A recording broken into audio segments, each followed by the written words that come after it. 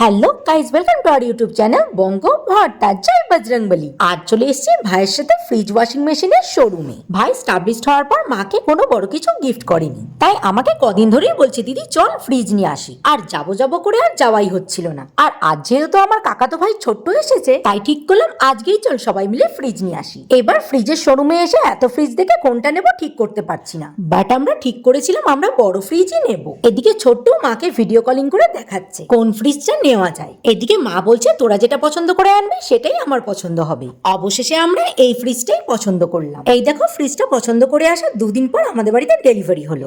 এদিকে ভাই যাকে ফ্রিজ গিফট করলো, মানে মার পছন্দ ছোট ফ্রিজের, তাই ভাই বলছে তোমাকে একটা সিঁড়ি লাগিয়ে দেবো, সিঁড়ি দিয়ে ফ্রিজে ওঠো। এই কথা শুনে মা হাসতে হাসতে ঠাকুর প্রণাম করে ফ্রিজ ঘরে তুললো। ফ্রিজ আমিষ করার আগে ঠাকুরের জন্য মিষ্টি ফ্রিজে রেখে দিয়েছি।